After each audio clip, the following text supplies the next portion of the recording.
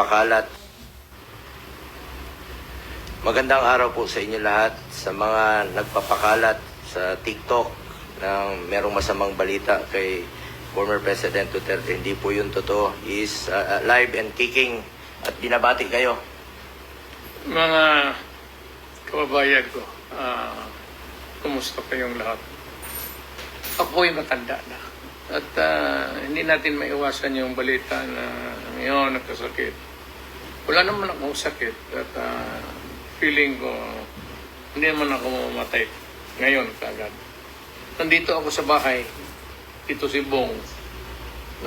Ako retired na. Makita. Pakita mo Bong yung maliit ko na bahay. Kain lang niya. Housing lang ito. Housing ito ng... Batiin mo lang sila, yung mga Pilipino. Nandito lang ako nagre-relax. At nagbabati sa inyo ng magandang araw sa lahat ng Pilipino.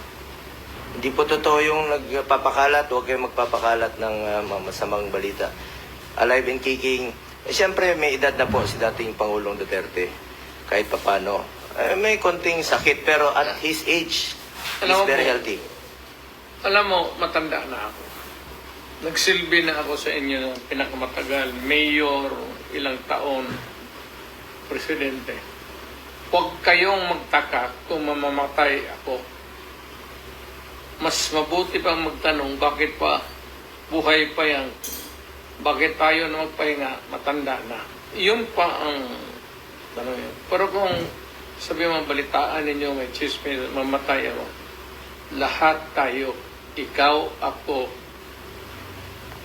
lahat ng kaharap ko sa mundong ito, mamamatay tayo. Hindi ako exception. May katandaan na ako, tapos na ako nagsilbi sa buong buhay sa bayang. Na-transfer niyo ng gas? Bayan ko, ang taong bayang Pilipino. Salamat po sa tulong ninyo at inyong pagbigay ng malakas ng pangpalakas ng loob sa yung kanang paraon. Kaya ko na kaya na nilabanan ko lahat. Lalo na yung krimen. Tapos na ako, retired na ako. So, very healthy po si dating Pangulong Duterte. Ako naman, in my own small personal capacity, ang commitment ko sa kanya, lalo na sa kanyang medical, at hindi ko po pababayaan ng ating dating Pangulong Duterte.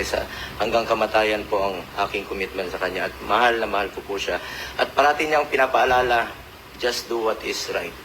Yan. Magtanong kayo ng anong pinaka-advice ko para sa iyo at para sa mga anak at apo ninyo. Isa lang. Gawin mo lang kung ano yung tama. Hindi nung kailangan pag-usapan eh. Alam mo dito, pati dito, kung ano ang tama o mali. Gawin mo lang yung tama. So, sa mga nagpapakalat, let's pray for former President Duterte.